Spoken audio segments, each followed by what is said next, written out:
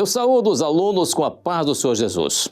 Eu estou aqui para ministrar a disciplina A Graça no Projeto de Salvação, do módulo Graça e Fé, do curso de Doutrinas Básicas do Instituto Bíblico da Igreja Cristã Maranata. Nós vamos aqui agora falar sobre este assunto e vamos apresentar primeiramente aqui os objetivos deste assunto. Primeiramente, o primeiro objetivo é entender o que é a graça de Deus. O segundo lugar é entender o que é a dádiva de Deus. E em terceiro lugar, entender como é a graça no projeto de salvação. E aí, eu quero chamar a atenção agora para a leitura do texto bíblico, que o texto bíblico ele diz assim, vamos ler.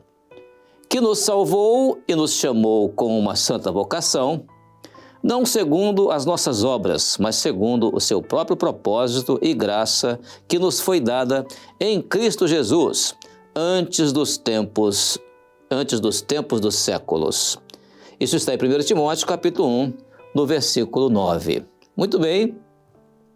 O que vamos ver agora, portanto, é que a graça e a fé são dois elementos que fundamentam a salvação. Eles englobam o sacerdócio universal do crente, fundamento insubstituível, inseparável e indivisível, que integra a vida do crente, transportando-o para o âmbito espiritual, por um caminho que se abriu lá na cruz do Calvário. E esse caminho foi aberto pelo sangue de Jesus, o Filho de Deus.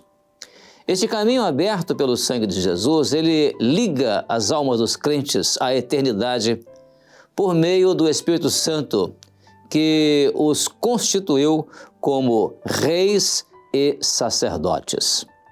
Por isso, então, a salvação, o texto bíblico que nós vamos ler para enfatizar esse aspecto, ele diz assim: tendo, pois, irmãos, ousadia para entrar no santuário pelo sangue de Jesus. Isso é parte da carta aos Hebreus, capítulo 10, verso 19. Na verdade, a salvação ela é a apropriação do mistério da graça.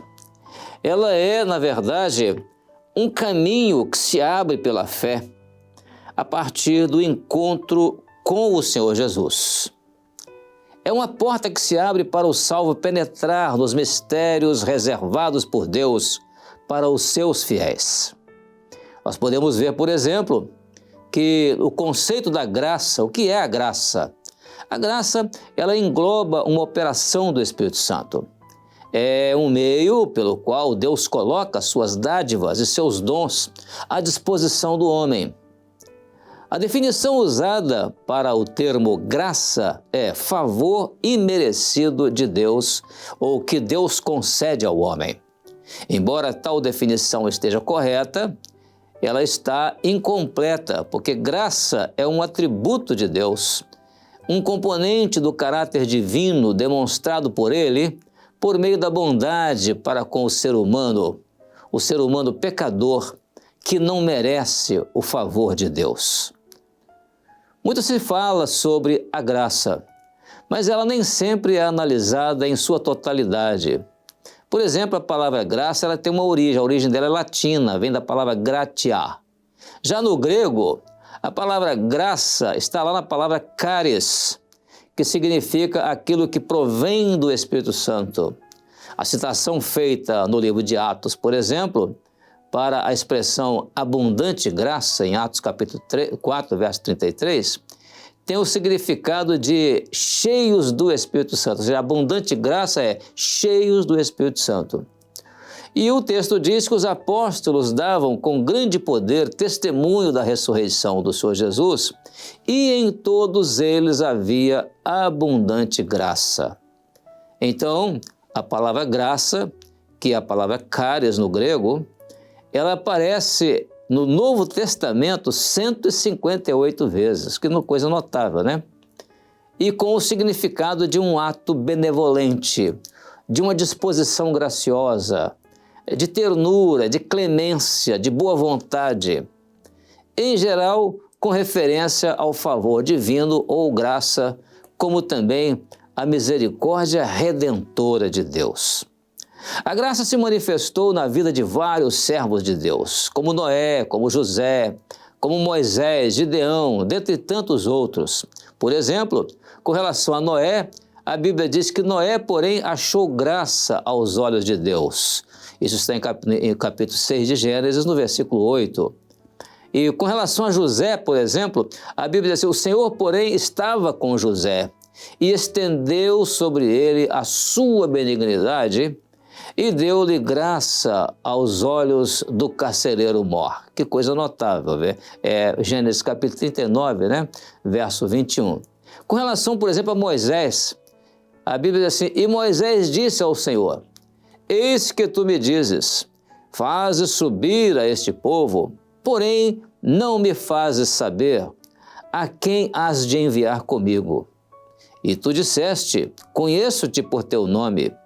Também achaste graça aos meus olhos. Resposta de Deus a Moisés em Êxodo capítulo 33, verso 12. O que é interessante também, dando continuidade ao nosso estudo, é você observar que a graça de Deus, ela está no projeto de salvação.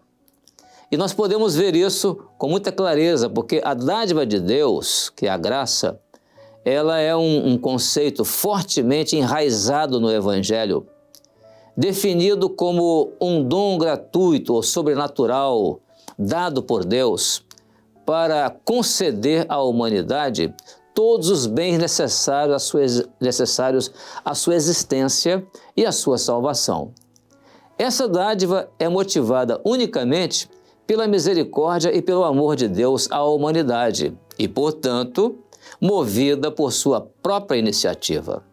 Assim, a graça é um favor imerecido, não merecido, fruto da misericórdia e do amor divino.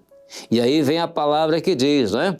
Porque pela graça sois salvos por meio da fé, e isto não vem de vós, é dom de Deus, não vem das obras, para que ninguém se glorie. Efésios capítulo 2, verso 8 e verso 9. Agora sim, podemos perceber que a graça no projeto de salvação. O quadro ilustrativo que estamos vendo agora, ele mostra que a salvação, ela veio da eternidade por um ato da soberania de Deus. Esse ato envolve uma ação de Deus pela sua graça, conforme o texto a seguir, que já foi referenciado e já foi lido anteriormente. O texto fala: porque pela graça sois salvos por meio da fé, e isto não vem de vós, é dom de Deus. Pela graça sois salvos por meio da fé. Isso não vem de vós, é dom de Deus. Não vem das obras, para que ninguém se glorie. Então está aqui o capítulo 2 de Efésios, capítulo 2, verso 8 e também o verso 9.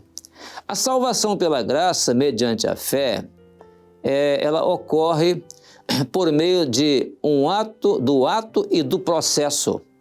No ato da salvação, Deus o Pai elege. O Filho chama, Jesus, o Filho chama. E a partir daí, entra a responsabilidade do homem com aquilo que o Espírito Santo deseja realizar na vida dele. Então, nesse quadro ilustrativo que está diante de nós, nós podemos ver o seguinte, que na eleição, Deus o Pai elege o homem pela sua soberania. Está aqui a soberania de Deus no ato de eleger o homem. Ele elege o homem pela sua soberania. Ou seja, o homem não tem participação nessa eleição, quando Deus elege o homem, eleitos segundo a presciência de Deus Pai e a soberania dele. Agora, o homem não tem participação na sua eleição, e depois Jesus, o Filho, ele chama o homem. Nós somos chamados em Jesus para a salvação. O momento do chamado envolve a participação do homem. Agora, qual participação? Aceitar Jesus. E aí sim, a partir daí entra o processo. Ato é o que Deus fez. O chamado Deus fez não está limitado somente àquele dia em que o Espírito Santo convenceu o homem do pecado. Levou-o a crer no Senhor Jesus e a aceitá-lo como seu Salvador. Ali foi apenas o início de um processo. O ato do Senhor foi em salvar.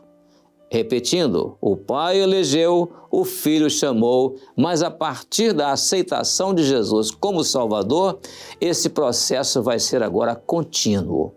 O homem precisa continuar optando pela bênção como Salvador. Entra aqui o processo, e esse processo, o homem continua agora optando pela bênção da salvação, e isso por meio de quê? Por meio do livre-arbítrio. Então, através do livre-arbítrio, se alguém aceitar a Jesus e depois disso optar por deixar o chamado de Deus, por rejeitar a salvação de Deus para a sua vida, e ele naturalmente perde a oportunidade dada por Deus para uma vida eterna com Ele.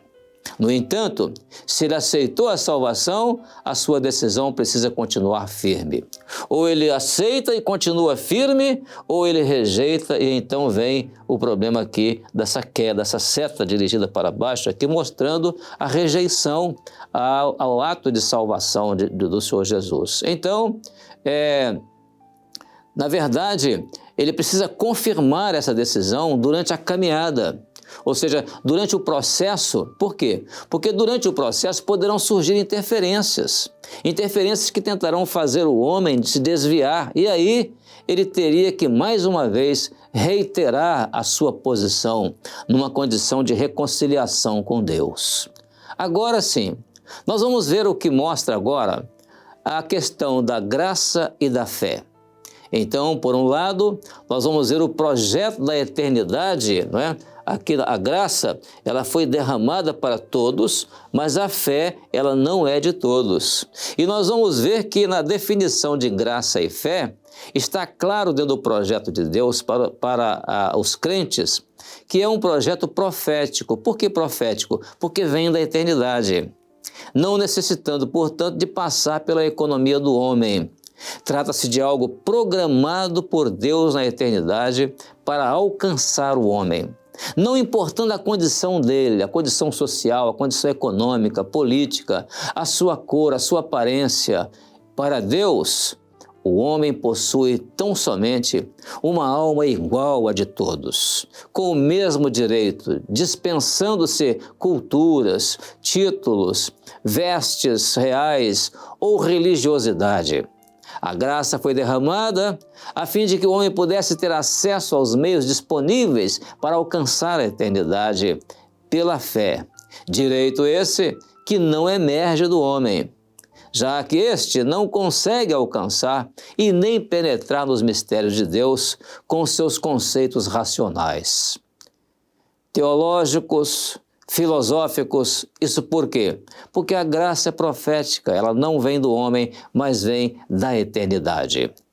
O ensino do cristianismo, em sua grande parte, tem se resumido em dizer que Jesus é bom, fazendo elogios merecidos à sua pessoa.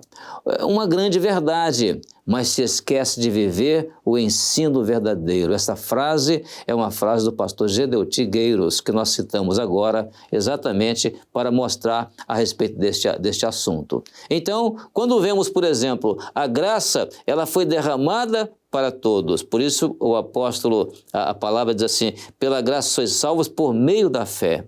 Mas ela não é de todos. Quando o texto diz assim, é para que sejamos livres de homens dissolutos e maus, porque a fé não é de todos. Segundo Tessalonicenses, capítulo 3, versículo 2. Muito bem, nós então agora vamos ver que o evangelho eterno do Senhor Jesus é o evangelho que foi trazido ao mundo com um objetivo. O objetivo de operar uma eternidade com Deus, uma salvação eterna e uma eternidade com Deus na vida do homem. Portanto, a graça é para todos. E aí o texto que nós lemos, né? Porque pela graça sois salvos por meio da fé. Então isso é indistinto. O próprio Senhor falou também em João capítulo 3, verso 16, né?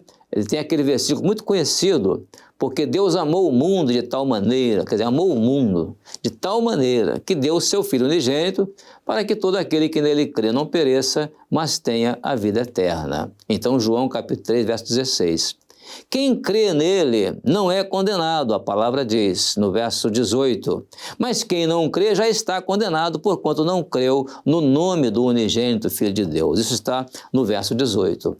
Portanto, a graça ela foi derramada para todos, indistintamente. Essa graça que se revelou em Jesus, a sua palavra, no Novo Testamento, pelo chamado Evangelho Eterno. Essa expressão Evangelho Eterno, nós vamos ver em Apocalipse, capítulo 14, verso 6, né? E nesse texto de Apocalipse, capítulo 14, verso 6, nós vamos ver uma coisa notável, a expressão quando diz assim, então vi outro anjo voar pelo meio do céu. E tinha o Evangelho Eterno, ele tinha na sua mão o Evangelho Eterno. Mas vamos ver então que o Evangelho Eterno, ele na verdade, ele não compreende aquilo que é criado pelo homem. Se o Evangelho dependesse ou precisasse de artifícios humanos, tais como teatros, shows ou venda de produtos religiosos, esse Evangelho estaria com a sua falência decretada. A razão ou o raciocínio do religioso não representam o Espírito Santo. A grande luta que hoje se trava não é contra irmãos, nem contra aquilo que se vê em diversos grupos que estão ao nosso redor, que diferem daquilo que é a obra do Espírito Santo, ou aquilo que a obra do Espírito Santo apresenta. O que se quer dizer é a questão apenas de evitar certas novidades, que entram como inovações no Evangelho, coisas que inovam no Evangelho, mas que não procedem do Espírito Santo.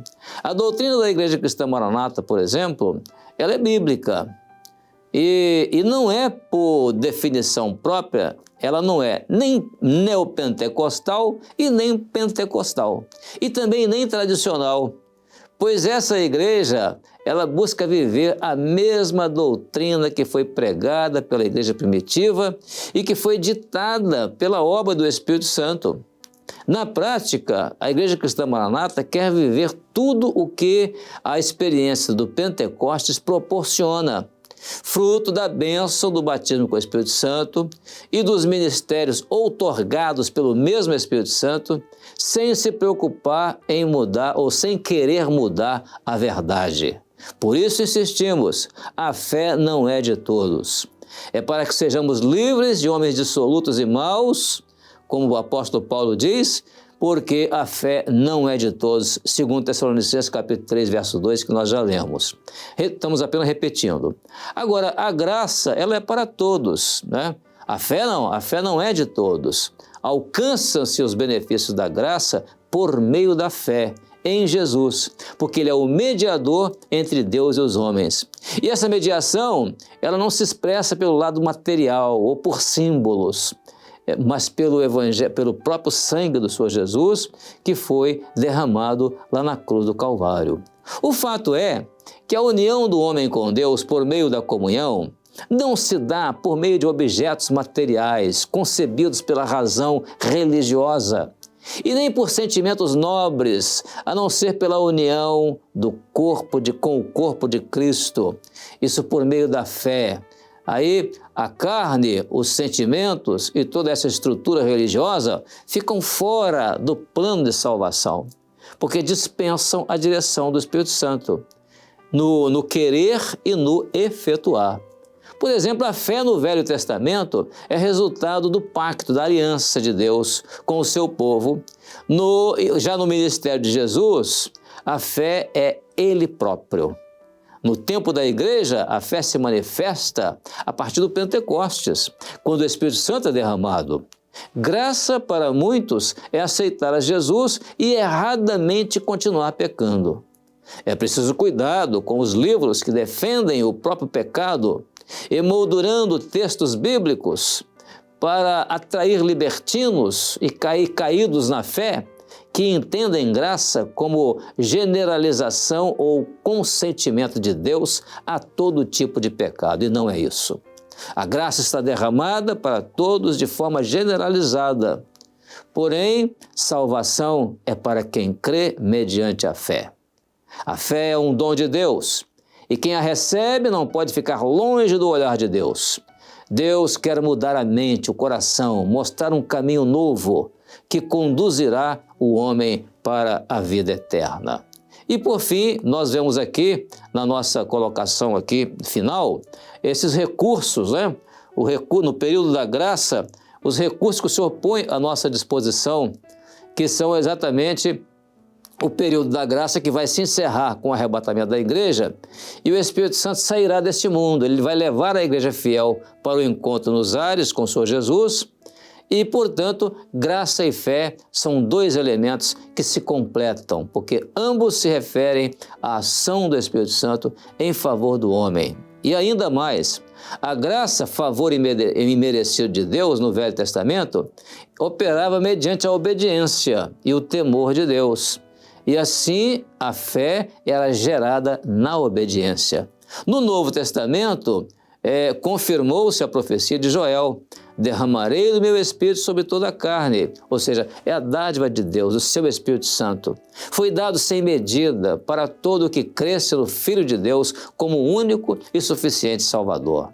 Aquele que morreu pelos nossos pecados, ou pelo pecado de todos os homens, para resgatar a sua alma. E assim agora, a fé é gerada por meio da graça derramada. E a obediência se torna um resultado da fé. A graça derramada, que é o Espírito Santo, e a obediência à revelação do Espírito Santo se torna um resultado da fé. A nossa expectativa é de que, portanto, você tenha acompanhado o assunto, e se precisar de algum recurso para consulta, nós temos aqui o recurso do livro Graça e Fé, onde há todo o aspecto relacionado ao assunto que poderá servir de subsídio para dar melhor entendimento do assunto. Desejo a todos, então, os que estão participando deste curso, com a paz do Senhor Jesus.